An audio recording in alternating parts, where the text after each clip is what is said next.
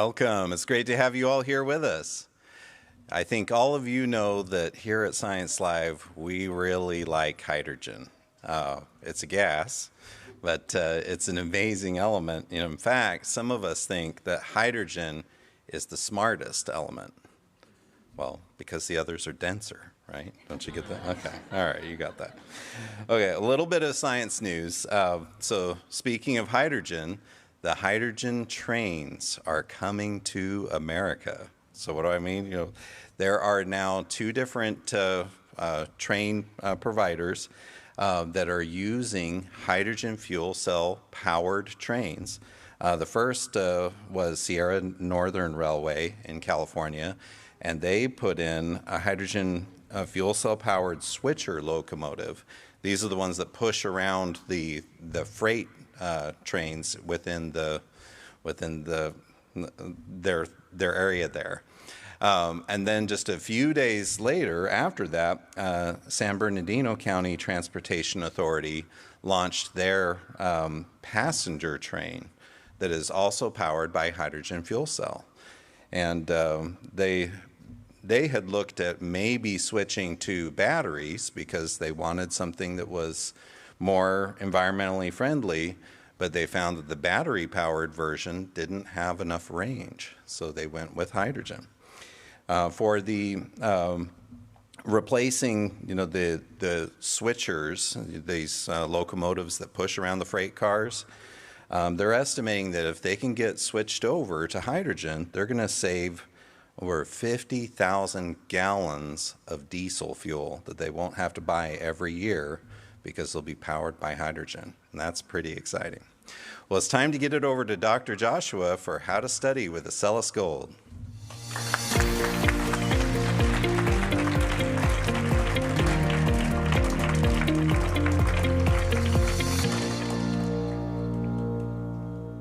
Did you know that there are hundreds of Acellus courses available for you to choose from? From elementary engineering to fundamentals of design, you can learn a foreign language or study a career like accounting or business or even construction trades. And if you don't know what career to study, Todd Edmond has you covered with his Investigating Careers class where you can explore them all. Well, there's a whole world of learning right at your fingertips. And today I want you to meet a student who was able to combine her career, not her career, but her interests and passions with the coursework she took on Acellus. Let's meet Rihanna. Hi, my name is Rihanna, and I'm an Acellus Academy graduate, and I am a performer/singer. What inspired me to start singing was that I am the youngest child, and all of my siblings sung, so just watching them sing, it really inspired me to sing too, and I just followed after them. My favorite Acellus course was AP Music Theory. As someone who is trying to learn about music and learning piano, it really helped me just learn different scales and how to really apply my voice, not only to singing, but also my voice on the piano with different voices I can do, just different things like that. I want to give a shout out to all the Acellus Academy counselors because they really worked with me and my mom a lot through getting ready for graduation, understanding what classes I needed, getting my transcripts sent out. So I truly appreciate them because they made this a breeze when it comes to applying for college and just moving on with my life. Let's hear it for Rihanna.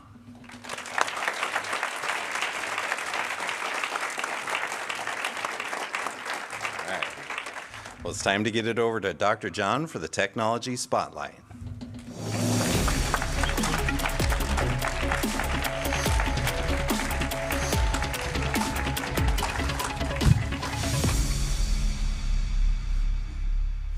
Do you want to see something super cool? Okay, watch this. Okay, it looks like it's just water, but it's cool water. And super cool water. Watch this. And all of a sudden, the whole water bottle is completely frozen.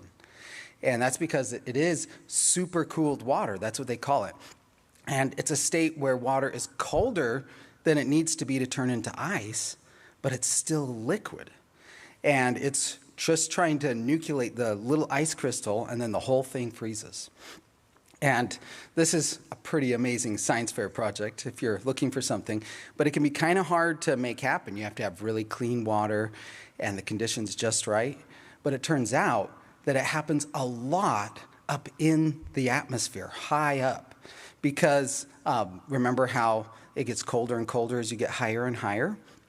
And so it's way below freezing up there, even during summer. And then when an airplane flies through a super cooled cloud, then that ice will form on the aircraft. And it's a really big problem for airplanes. Here's a diagram of a wing of an airplane.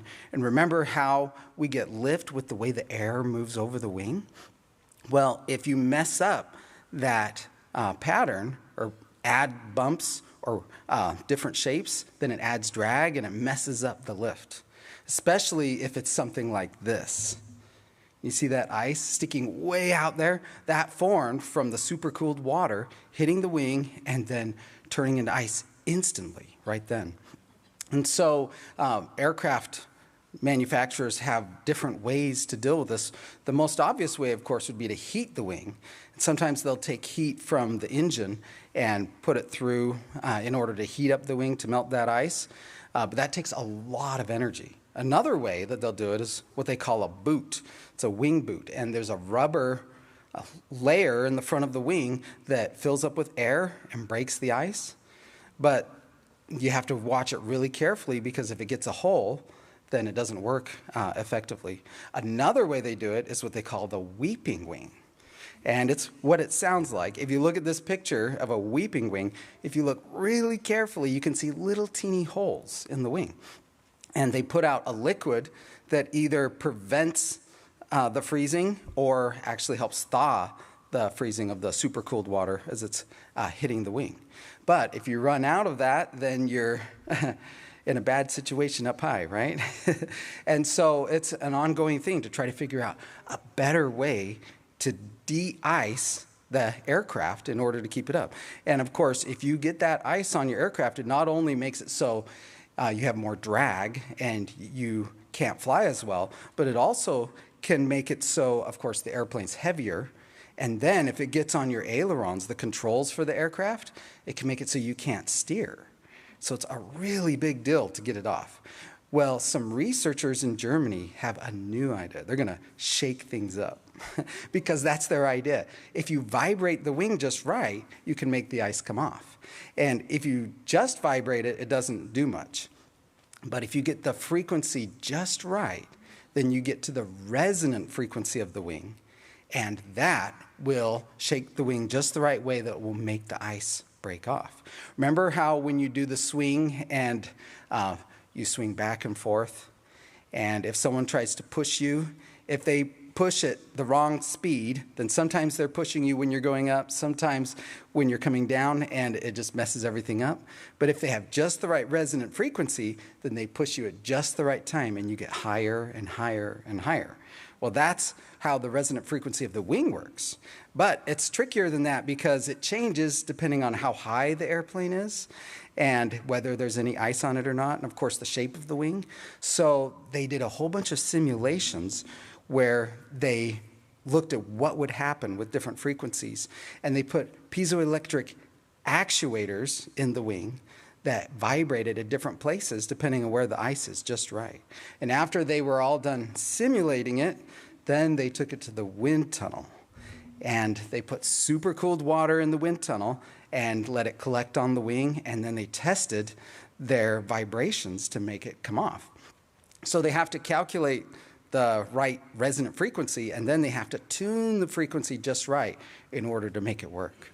And it worked really, really well. They predict that this technique will be 80% more energy efficient than other methods that they use to clean off the wing. And of course, you won't run out of your weeping wing fluid or anything like that because it's just a little bit of electricity. And this is a really big deal for aircraft of the future that are not going to have engines that have a lot of heat, because that won't be a good source of heat anymore if it's electric motors, right? And so that's why they're looking into new ways to do this. So aircraft of the future might really shake things up to keep the ice off. And that's all the tech we have the time for. Thank you.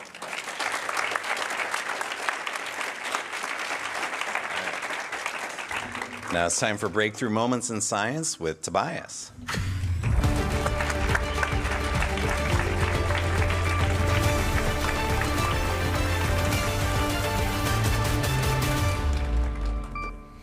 So sometimes life can throw you a curve.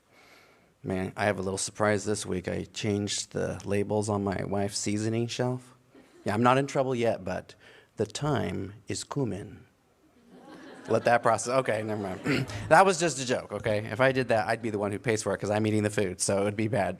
But we're going to talk about problems. Now, problems. What do you do with your problems? Well, like I always say, you put them to bed early. That's what you do with problems. But we've heard Dr. Billings talk about problems can be opportunities for invention. And we get to talk about a breakthrough that is just that, a problem, a real problem that the inventor used to create a world-changing invention. Now, we're going to talk about Chester Carlson. And in the 1930s, Chester got himself a job at a patent office. And this was in New York. And he had a lot of his time being spent as a copier. And literally, that's what he would do. So here's a stack of patent notes. We need 19 copies of all this. Oh, okay, I'll just throw them through the photocopy. No. Okay, I'll type them. No. You got to write the copy by hand. All 19 of them, this whole stack. And he would write and he would write and write. And the story goes that he did it so much that he actually started having problems with arthritis in his hand because of how much writing he had to do. And as he's doing this, he started to think, this is a real problem. And he started to dream up, what if there was a way you could just take each of these papers and put them in a machine and turn on the machine, and the machine could make 19 copies. That sounds pretty magical. Well, he starts kind of looking around, researching a little bit in his spare time, as much as he could research, and he basically determined it's impossible with existing technology. So when you need an invention that's impossible, it's time to turn to science, right? Well, that's what Chester did. Now, he's copying patents, so he's learning a lot of latest cutting edge things, right? He's learning about new discoveries, new ways of using technologies. Well, he learns about something called photoconductivity. And it's basically an optical and electrical phenomena where a material becomes electronically conductive when you shine a light on it. So it will conduct or it won't conduct electricity depending on if a light is turned on. He takes that and puts it into his idea lab. And he starts learning about other things like static electricity, and he gets an idea. So to know whether or not his idea is going to work, he has to do a test. So his test involves a glass plate that's clear, and he's going to try using this photoconductivity science that he's learned about. And so what he does is he puts a surface on the glass, this material, that when you shine a light on it, yes, it has these principles, but something else, and what matters to him, is when you shine a light on it, it's no longer static electricity. You know, have you done the balloon on the hair and your hair sticks to the balloon and it's just magic? That's static electricity. So, okay, wait, he's going to have a coating on the sheet of glass. Then he's going to shoot a light on it and it will get rid of the static electricity. Why is that a big deal? Well, wait for it. Because he makes that, but before he shines his light on it, so it's still got a static electricity charge that he's kind of generated on it, he takes another glass sheet and he writes on the glass sheet with a marker. So he just writes on it, okay? It's this black marker. Now there's black writing on this. So he puts the first glass sheet down with the coating, and then he holds the other one above it before he turns his light on. Now when he turns his light on, the light will hit the sheet on the bottom, but there will be a shadow of his writing on from the top sheet. So if he's correct, if what he's hoping is going to happen happens, then there will be a section that will still be static electrically charged. Okay, so he shines the light with the shadow cast of his writing. Then he takes that bottom piece and he sprinkles powder ink onto it. Okay, so now it's covering the whole thing. and then he shakes it off. It's kind of like if you remember, if you were ever a kid, when you were a kid, if you did those glue things where you made a heart with glue on the paper and then you dumped the glitter on and then you lifted up the paper and shook it and there was your heart made out of glitter, right? He's kind of doing that, hopefully, with static electricity. So he puts the powder all over it and he dumps it off, and everywhere that he wrote on that top sheet and cast the shadow, it actually has the ink staying on the sheet because of the static electricity. Here is what he pressed onto a paper from that sheet. So that was the first copy that he made. And so the ink that stayed was being held by static electricity. So his idea is, what if we made a machine that did just that? It took a paper with writing on it or whatever. So if you can imagine, here's your original, okay, your paper, and then you get your blank paper. And then if he could make a machine that took that paper and you have the static electricity, okay, and then you're going to shine a light and we're going to get rid of all of the static electricity. But if he can cast a shadow through the light that's the same shape as the print on the first one, then all that's left will be the static charge. And then you'll get your printout. So as he starts going around to companies to try and get this idea, to them to buy into it so he can actually get the funding and do this, he gets rejected by 20 different companies. And finally, a company called Haloid decides they're going to buy this technology, and Chester starts working with them. And he calls this technology xerography, and it's basically a combination of the Greek words of dry writing. And his plan, his system that he ends up creating is, if you've ever used a photocopier, you open it up. Some of us stick our face on there and push the button, but you open it up and there's that light, right, that goes up and down. So the system that they would invent is you put your paper on that glass, and the light that goes by, what the light is doing is it's shining the light on a line, just one line of that paper. Now maybe there's a line of writing, right? So the light hits the line of paper, and then it's reflected to a special lens and mirror system that projects that line on a wheel inside the photocopier that is statically charged. But when the light hits it, it gets rid of the static. But wait a minute, there's words that are black on the line, and that's like a shadow. So everywhere there's words on the paper, there's a shadow being cast on the wheel, and the static stays in those precise spots that match the ink printing on the original. And so as the light moves across your paper that's on top, okay, the wheel turns at the right speed, so it just paints that onto this wheel of static charge. And it removes all the static charge except for where the writing is. Then as the wheel goes around, now we've got the static charge of the writing, goes around to this side, there's a little tray of charged ink powder that is attracted to all those static points. Then it comes around to the bottom right as a paper is brought through, and it transfers the ink powder to the paper. Then the paper goes loaded with the ink powder to 2 heated rollers. That's why when you get your photocopy, it's always, so warm, right? Because it heats the ink and the paper and bonds it, and out it comes.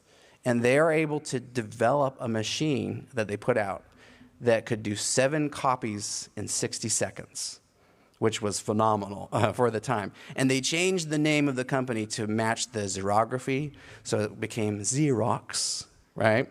And their first successful product was the Xerox 914 in 1959 that they put out. And this machine could make copies where you put your paper on, there was a little dial and then like 10 numbers that would light up 1 through 10. So you could set up to 10 copies, push start, and it would make the copies for you, all through static electricity and light. And this all coming from a problem that a patent office worker had with his hands getting sore, and then turning to science to make an invention. So when you have a problem, keep your eyes open because it could be an opportunity. Thank you.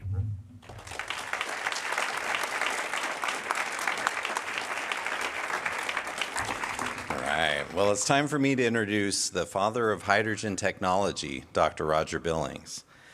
You know, after a lot of years of a lot of really neat hydrogen inventions, in 1991, Dr. Billings and his team unveiled the world's first hydrogen fuel cell car, a car that instead of burning the hydrogen in a combustion engine, used a hydrogen fuel cell that was much more efficient. And by doing this, more than doubled the range of the hydrogen car as compared to a combustion engine. And now, today, we have over 7 different automakers that are building hydrogen fuel cell cars with some of that same technology. So it's pretty exciting, all of the hydrogen vehicles that are coming to our world soon. Please welcome Dr. Roger Billings.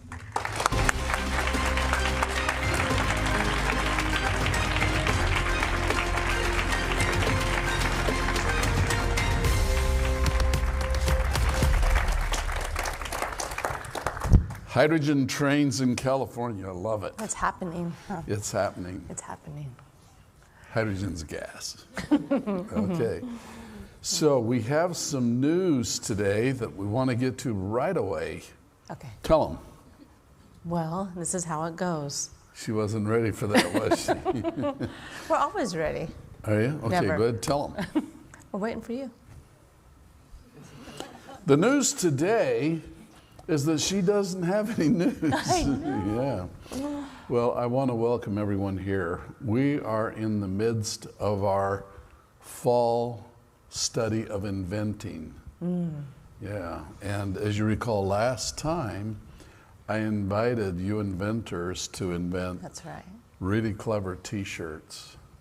And I wondered if anybody would do it. In fact, I wondered, is anybody even listening? I think you don't have to wonder that anymore. I wondered. Yeah. But they were. They and were. we have some really Wow. interesting entries that I want to show you in a few minutes. When I was in college and I became a radio announcer, this is KIXX radio where the time is. That sounds I used good. to sit there on the microphone and wonder if anybody is listening. And you said, well, of course they're listening. Radio station, a lot of people listening. Not necessarily on the station I was doing. And our station would transmit power, radio waves out of this tower with 1,000 watts of power. 1,000 watts of power Sounds like so much. during the day. But at night, as soon as the sun would set, we had to turn the power down from 1,000 watts to just 100 watts. That's like a 100-watt light bulb. Why did you have to turn it down? And we had to turn it down. Why did we have to turn Yeah. it down? Because our frequency was 1,400. Okay. And it turned out there was another station on the same frequency, and at night radio waves go farther. And so if we didn't turn it down, we would interfere with them. And a lot of stations do that. They have to have lower power at night. So it turn it down to 100 watts. And that meant, well, at night the waves do go further, but it meant a smaller circle. We couldn't reach as far out to other cities. And then at midnight, we went off the air because no one was listening anyway. So we just said, let's. So I got the job of being the evening announcer. And so 12 midnight. This concludes another broadcast day. And we play the national anthem and thank you for listening. We'll be back on the air at 6 o'clock in the morning. You do have a radio voice, by the way. Yeah. Well, thank you. You do. But no one was listening. And so this is going to be a lesson in perseverance. Perseverance. Perseverance. Because, you know, I'm sitting there and I was somebody listening. I thought, There must be an experiment I could do to see if anybody's listening. I bet you did think There that. must be. I mean, right at midnight, there's probably nobody there. So this concludes another broadcast day. This is Kickle Pickle Radio Station, That would get somebody's attention. KIXX. And my boss's wife was listening. Well, you wanted to know. What I learned is don't do that. Did you get in trouble? And so moving on, Roger Flynn's got and in you trouble. know, my boss's wife and my boss were the parents of the woman that married Robert Redford. Oh, so they thought there was something. And Phyllis was very polite when she called me.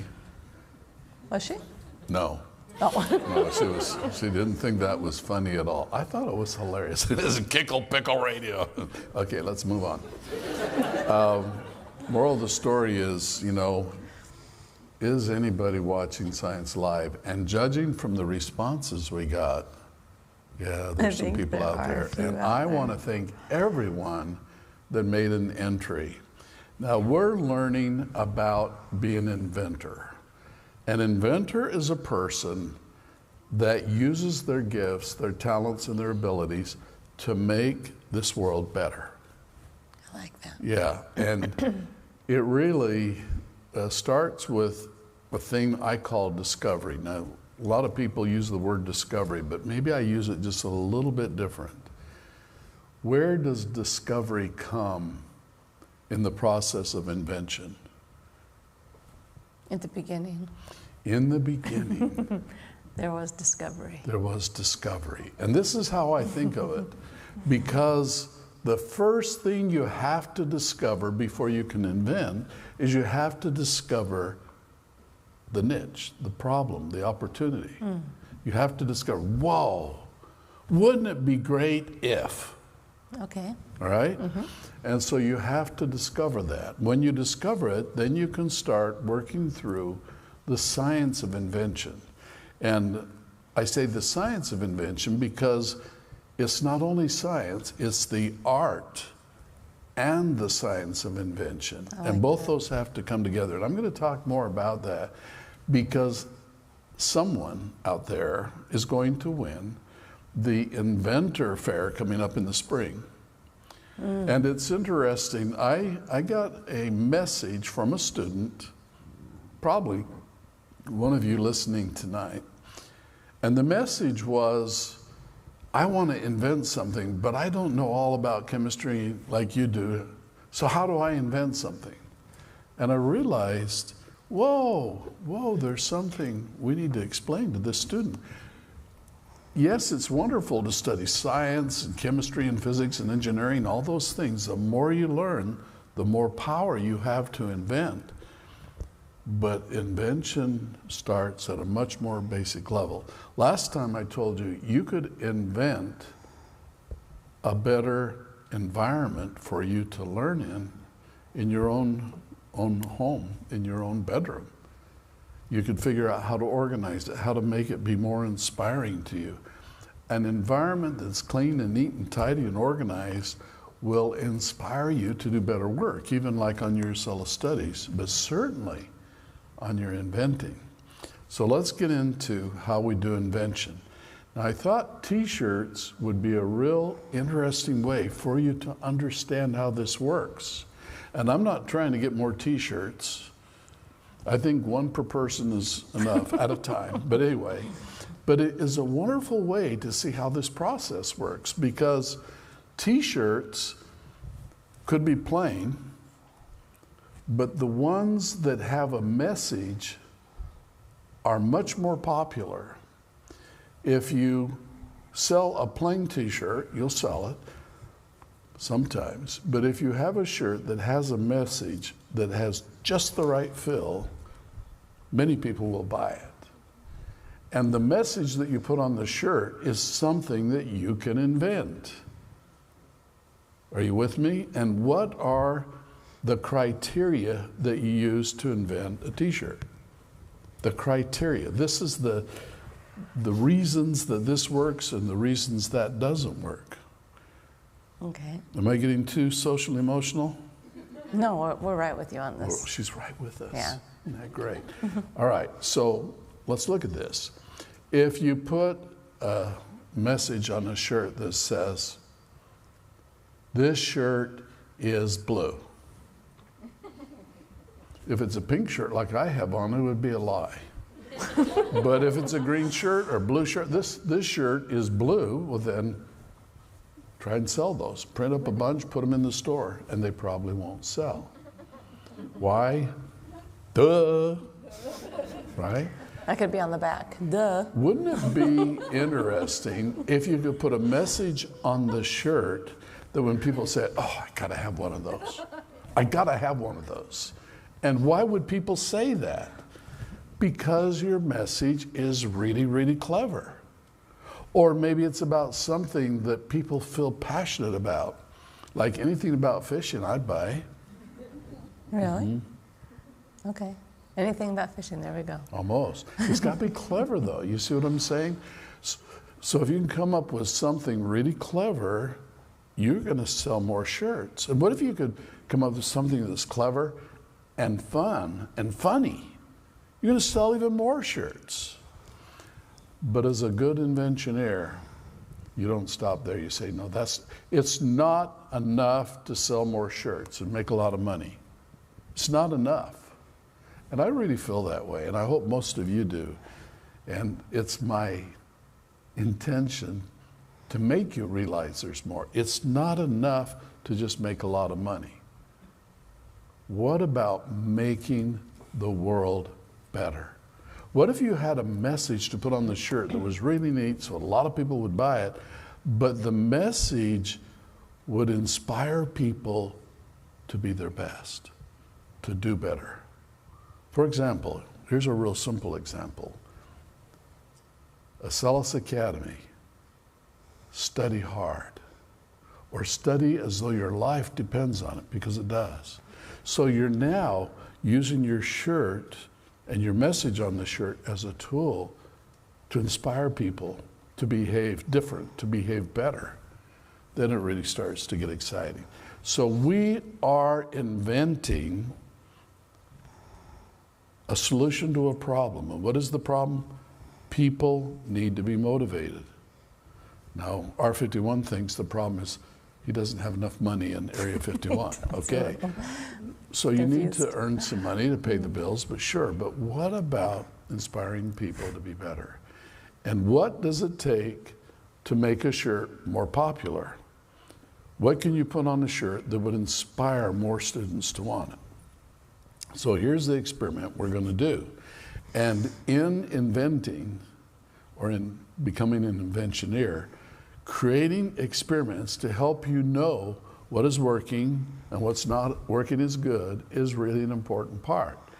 And so in this case, we're going to look at a dozen shirts that were invented by you bright inventors. These are 12 of the best out of the ones we got, and we've got a lot. We're going to be looking at them for a long time. But with these 12, I'm going to let you look at these shirts and see what you think is really neat, what you think's maybe not as neat, and we're going to vote on them. And then we're going to have scientific data from all of your opinions to say, that one really worked, that one worked better. And we might be surprised. Maybe the group will think different than we thought it was going to be. Does that make sense? Mm-hmm. And these 12 shirts will be given a rating. We'll give them, this one is the most popular, the second most popular, all right? Right. And then I'm going to put these shirts in the Acellus store. Every one of these that are finalists today are going to be printed on a shirt and sent to the person that invented the shirt. How like fun. we said, okay?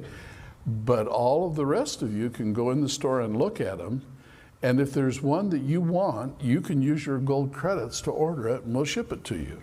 And we're going to keep track of how many of each one we do. The ones that a lot of people like, we're going to announce these are really popular shirts, and we'll try and figure out why. What was it that made them so good? And they're probably even going to sell them on Amazon and become rich and famous, and who knows what they'll invent next. As seen on Science Live. As seen on Science Live. Yeah.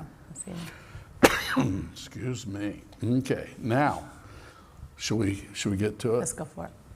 All right, I'm going to run through these shirts kind of quickly. We'll look at them, and you think of which ones you like. Okay. Now, when I get through going through all of them, then we're going to start over and go through them quickly again, and I'm going to let you select the ones you really like and then send us in a message. So this is going to be interactive, okay? So this time we're just going to look at it, decide which ones you like. Here is the first one. It's called Acellus Academy. Look, there's hydrogen. Unlock your potential. It's a hydrogen car. Mm-hmm. Okay. Very clever. This one comes from Orion. Orion? Orion. Orion. 7th grader in New York. Congratulations, Orion. And so this is going to be the first shirt we show. Think about whether this is the one you like. Here's another one. This is number 2. It says, sell us. Target, goal set, change the world. This is from Jesse, 7th grade in Montana. Thank you, Jesse. Okay, here's one. Opportunity is knocking. It looks like this might be on the Mars colony. And that's Love opportunity, it. isn't it? This is from Celia, Yeah. 8th grade in Texas. What an inventor Celia is. And here's this one. Oh, Yeah. don't invent the sun, be the sun. That reminds me of a crazy guy I used to know. Uh-oh. This used to one's know? from Vera, 9th grade in Missouri. Wow. Okay. How about this one? Inventioneering, turning ideas into reality. This is from Hannah, 11th grade, also in New York.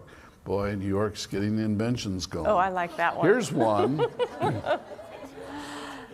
R51 did it. Okay. Okay, I need that one Okay. because This it says one a lot. was invented by Simon, a 5th grader from South Africa. How about that? Okay, here's one. Acellus Academy, inspiring the inventioneers of the future. And there's the Acellus jet. Way it goes. This is from Amber, 11th grader in Nebraska. Number 7. Clever. Okay. Here's one. When life gives you lemons, make fireflies. They've been watching Science Live, Now, haven't if they? you saw that episode of Science Live, that won't be quite as crazy. On the other hand, it might be more crazy. It might be a little crazy. Anyway, Vera, 9th grader, Missouri. I'm currently undergoing a Science Live reaction powered by curiosity, fueled by Science Okay, Live. that's awesome. Who would come up with a shirt like this? Well, I'll tell you who did. Estrella, 10th grade in Spain. That's awesome. All over the Hello, world. Estrella. Thank you. Let's see. Okay. Well, I want you to invent something. better than Uncle Sam right there, huh? Yeah. I think that's Sam 51 right there. This is from Lauren, 7th grader in North Carolina. Okay, here's one. I heart Science Live. I love Science Live. It's all big. You can read it Yeah, from look at that a mile one. away. This is Thomas, 8th grader from Texas. And here's one. Inventioneering, turning ideas into reality. Imagine that on a t-shirt. Would you wear that? This is Brody, 7th grader from Georgia. And here's starting over. I think that's where we're at. Okay. Those So are now, neat. how do you tell us which ones you like? We've got this all set up so that your opinions can come in, and by the modern science of computers, The we modern will science. immediately know how well each shirt did. So we're going to go back to the very first shirt. Okay. And this is going to be I'm going to show them to you again as we go through, and they'll have numbers. On every shirt, we're going to tell you the number. Now, what you do is if you like a particular shirt, then you send us a message. If you're not liking a shirt so much, then you pass on that one. Okay. So the ones you like, you send a number. How many times can you like it? As many as you want to. Okay, so if you like 3, then you do it on 3. Now I'm going to show you just a little short video clip of how you do it. So you find out what the number is, and then when we're ready to start counting, look at this video. Okay, so right there is the little spot. See the arrow? And you put in the number that you like and put vote. Boom, it'll disappear. That means your vote is now cast, and the computer's going to start adding it up. Okay. And then we'll know who likes which shirts the most. This Okay? is fun. All right. This is really fun. Are you ready? We're ready. Ladies and gentlemen, Ready? welcome to tonight's competition, where we'll be grading the inventing by scientists from around the world, from South Africa, from Spain, Missouri. from Texas, and even Missouri. Missouri. Shall we begin? Yes. Ladies and gentlemen, contestant number 1 from New York, Orion. Here it is, Acellus Academy, unlock your potential. If you like this shirt, enter 1 and send. All right? Okay. So shirt number 1, if you like number 1, enter the number 1 and click send. All right, that's all the time you get. We're moving on to the next one. This is shirt number 2, Acellus, target goal set, change the world. It's from Jesse in Montana. This is shirt number 2. If you like this shirt, and it's one of the shirts that you want to say thumbs up to, then put in number 2, send. Oh, look at those numbers coming I in. know. Look at them coming This one's in. clever, Okay. 'cause this is opportunity. Here's number 3 from Celia in Texas. Opportunity is knocking. Right? If you are inspired by this shirt, put number 3 in and send it. Okay? Okay. Here's number 4. Don't invent the sun, be the sun. If that's a shirt you'd like to wear, well then put in number 4 and send it. Okay. So Vera in Missouri will know that you like it. Here's another one. Inventioneering. This is number 5. If you like this shirt, Inventioneering, turning ideas into reality. Put number 5 in and send it. This Hannah in New York. It's clever. And here's number 6. Simon in South Africa. R51 did it. I think Okay? he would use that one. Yeah. If you think you might like a shirt like that, put in number 6 and send it. Here's number 7, Acellus Academy Jet, inspiring inventioneers of the future. Amber from Nebraska. Put in number 7 and send. Here's number 8, when life gives you lemons, make fireflies. And you have to remember that episode to understand that, don't you? If you like this one, put in number 8 and send it. Here's number 9. I'm currently undergoing a Science Live reaction. I like that. Powered by curiosity, fueled by Science Live. This one came all the way from Spain. If you're feeling it, then put in number 9 and send it to us. Here's number 10. I want you to invent something. Lauren, North Carolina. If you like this one, put number 10 in That's and pretty send clever. it. Okay? I love Science Live. Thomas in Texas says this would be a good shirt. If you're filling this shirt, put in number 11 and send it. Some of you say, but I'm out of numbers. No, you can we vote for just- as many as you Oh, want. Okay? Okay. So, and number 12. Right, What? that was 11. Did I have 2 number? Yeah. That's interesting. This is number 12, Inventioneering, turning ideas into reality. Number 12, Brody down in Georgia. Okay, so those are our 12 T-shirt contestants, please, you've sent in your numbers. In just a minute, Paige with her superpowers is going to know how they were voted for. There were so many good ones to choose from. I know. I It like was them all. really I voted hard. for them all. It was. But then all the ones Yeah. we didn't show. So and we have a lot more There's shirts a to lot. look at. They were If so you want to good. go look, the shirts are being posted on the Science Live website. Mm-hmm. So you can go down through, see if you can find yours. If you haven't sent yours in yet, maybe you better hurry up and get it going because we're still looking at them, okay? Okay. All right. So with that having been said, we will now move on to how you design a shirt. You have to come up with something that makes people feel, something they can relate to, something that they think would be really cute, something that would be really fun.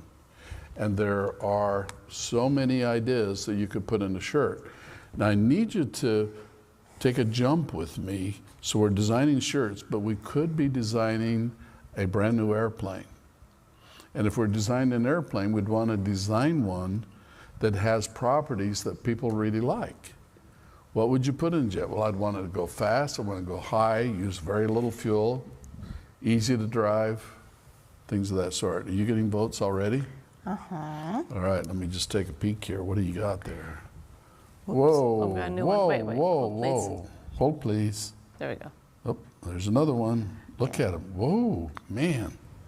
We have a lot of votes. The highest one. Isn't that interesting? So I'm going to go back here so we can kind of look at these. Seems like the earlier you were in the numbers, the better. So the one that got the most votes is this one, number 1. The Acellus Academy, Unlock Your Potential. So look at that, and now tell me, why do so many people like that shirt? Well, it's a hydrogen car. What's not to like, right? Yeah, I love it. Unlock your potential. That's neat. Then number 3 came in second. And oh yeah, how can you compete with Mars? And that's what they really just called great. it, wasn't it? Opportunity. Yeah, That. the opportunity is knocking.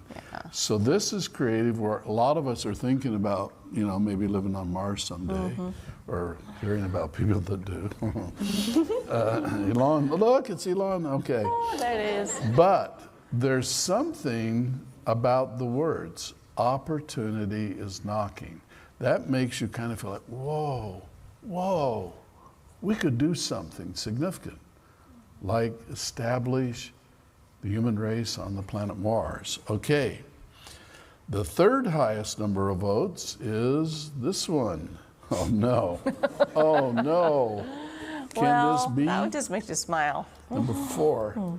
Don't invent the sun, be the sun. That was quite an episode, wasn't it? It was. And then we go clear, the next one is number 10. I want you to invent something, says Uncle Sam. I know. It's clever. I mean, Uncle Sam 51. Uncle Yeah, Sam there he 51. is.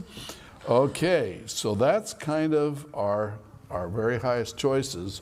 But to really find out which shirt has got the most, go ahead, take it, it's yours.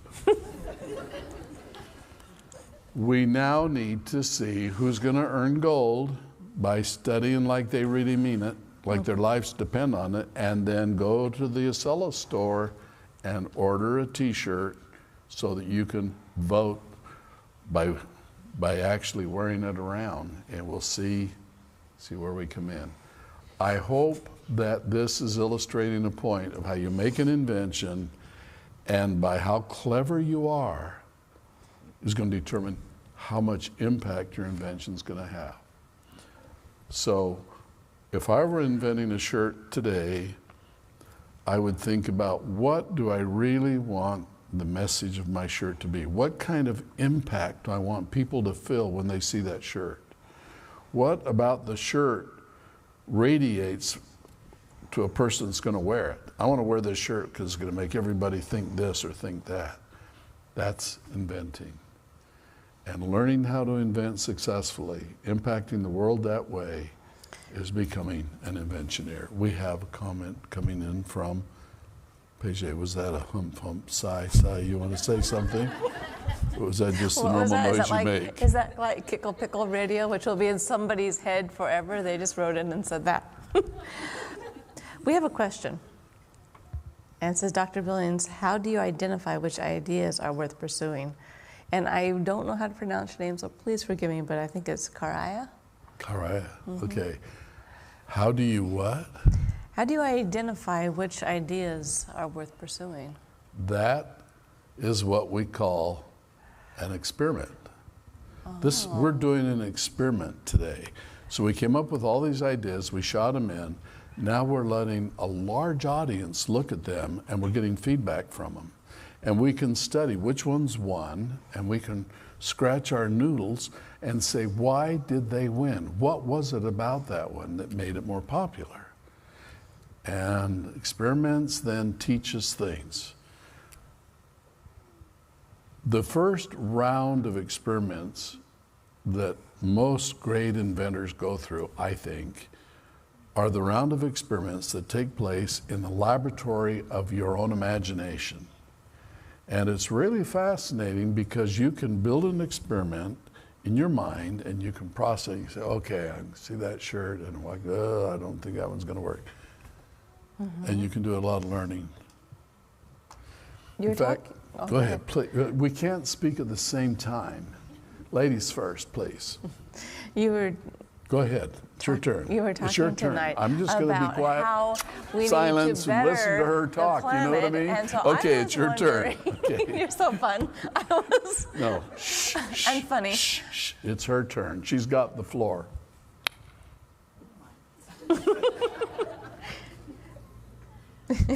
We're all waiting for you to talk. This is a live emotional intelligence lesson right here. You were talking about inventing things to make the world or the place better. And I'm wondering, number one, what you really mean by making it better. And if you go down the road of, in your mind, of figuring that out, how do you do it? Well, first of all, it's not just this world. For those of us that are going to be living on Mars, we've got to make That's it right, better we do. too, all right? Wherever we go. But what is better? Yeah, what and is you know, better? that's the first That's my answer question. the inventioneer has to find the solution to. What is better? Better might be a place that is more enjoyable. It might be a place that is safer, a place that is warmer, more comfortable, more healthy. And very often, and this is how my brain works. That's what I want to know. Quite often, better is so you pull the best out of people. With Acellus, my goal was to take the greatest kids in the world and inspire them to fulfill their very best. And to do that, they need to be not only educated, they need to learn math and science and history, but they also need to be inspired to do their best. So if R51 was here, he would say, don't just do your best, be your best. In fact, he is here. Let's hear from him. Okay. Well, hello, everyone. My name is R51, and here we are because we are inventioneers. And today, we're going to invent a new shirt. Now, Big R's been telling everybody that you have to have good ideas to invent a good shirt. And so, you know, I was looking at some of those shirts. Do you remember the shirt by Vera? Yeah, Vera had this shirt.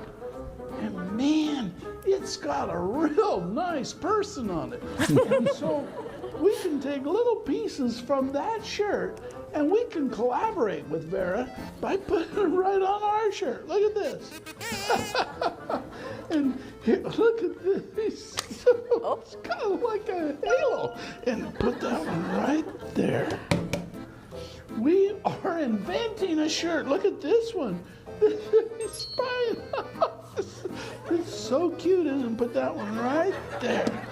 Now look, we have invented a shirt and we are collaborating with Vera because we are co-inventioneers. And but we're gonna make ours even better. Did you see the shirt with a big giant heart in it? Well, we need one of those. Let's put the heart right there because we love this guy. Don't we love him? Okay, let's see what else do I know what our shirt needs. I know what would make our shirt one of the very best. Right next to the heart, we'll put little Lady Paige hair. Look at that. Now, isn't this a shirt everybody's gonna vote for? And I know, we should put a hydrogen car in here too because look at that. Now this shirt is, well, what's this? What's this? This is a jet. We need a jet. Let's put a jet right there. And we're gonna do this whole thing live right there because Paige's live. And this one, oh, she loves science. Put science, yeah. And inventioneering, so everybody, oh, look how good this is turning out. Oh, this is gonna be the best shirt ever. And guess who invented it? It was I. And don't be the sun. Right over his face. That's good. And I got a good idea. My good idea is Lady Paige. Okay, who would like to get a shirt like this? All you have to do is vote for number 51. And we will have these shirts in the store. R51, that is terrible. First of all, those are not your ideas, those are other people's ideas. Ooh. How can you take all those ideas and say they're yours? I didn't say that. I just said we are collaborating. We're just collaborating on this. We're working together. R51, that's not collaborating. That is pilfering, also known as stealing. Shame on you. You need to invent your own shirt. Well, okay then. I will invent my own shirt. Let's start fresh. I know. I have this big idea coming to me. And through the magic of it, look, there's the shirt of the century. Who wants this shirt? This is shirt number 52. Oh, you did it again. Hey, well, all right for him. So you make him believe in himself, huh? Yeah. Yeah. And the students. Shirt 52, all right. That one's actually pretty clever. Well, he's a very clever thing. Well, co-collaboration is kind of good concept. It is an important fact to notice, though, and that is that the best ideas come when we interact with others. It's true. We take this person's good idea and then we figure out how to plus it, and then someone else takes our plus idea and they double plus it, and it gets better and better and better. One of our most famous scientists ever, Sir Isaac Newton, the guy that invented calculus and laws of motion and figured out so much about the universe, once said, "If I have seen further than others, it's because I stood on the shoulders of giants." And he acknowledged all the people that gave him the foundations to be able to do the things he did. Inventioneers are always looking for the best ideas and figuring out how to do more with them better than anyone has ever done before. Well, as Dr. John would say, that's all the tech we have time for. So we'll see you next time. Thank you.